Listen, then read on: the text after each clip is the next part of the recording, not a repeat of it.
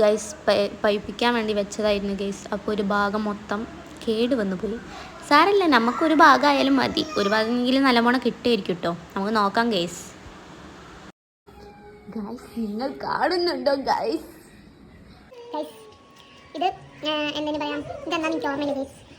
എന്തെങ്കിലും മറ്റേ ചോക്ലേറ്റ് ഉണ്ടാക്കുന്ന കുരുവാണ് ഇത്, അങ്ങനെ എന്തൊക്കെ പറയുന്നത് കേട്ടത് കുറേ കാലം മുന്നേ. ചെറുപ്പത്തിലൊക്കെ ചെറിയ കുട്ടികളെ സമയത്ത് ഏകദേശം ഒരു 5ാം ക്ലാസ്സിലായിട്ട് പഠിക്കുന്ന സമയത്ത് തിന്ന സാധനമാണ്. ഇപ്പോഴാണ് ഞാൻ തിന്നാൻ പോകുന്നത് ഗൈസ്. നിങ്ങൾ കാണും എങ്ങനെ ഉണ്ട് കേട്ടോ. സൂപ്പറാണ് ഗൈസ്.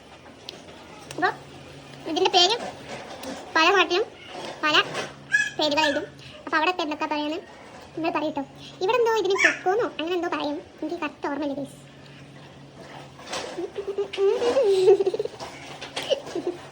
അപ്പോൾ ഗൈസ്, ഇതാണ് ചോക്ലേറ്റ് ഉണ്ടാക്കുന്ന കുരു എന്നാണ് പറയുന്നത്. നിങ്ങൾ കാണുന്നുണ്ട് ഗൈസ്, ഇതാണ് ആ കുരു. അപ്പോൾ ഇൻഷാ അല്ലാഹ് ഞാൻ ഈ കുരുകളൊക്കെ നേരത്തൊക്കെ ഉണക്കി നോക്കട്ടെ ചോക്ലേറ്റിൻ്റെ പൊടിയാക്കാൻ കഴിയുമെന്ന്. അങ്ങനെ അഥവാ ആവുകയാണെങ്കിൽ ഗൈസ് ഞാൻ നിങ്ങളെ അറിയിക്കുന്നതായിരിക്കും. അപ്പോൾ ഇൻഷാ അല്ലാഹ് അടുത്ത വീഡിയോ എന്തായാലും. Bye bye.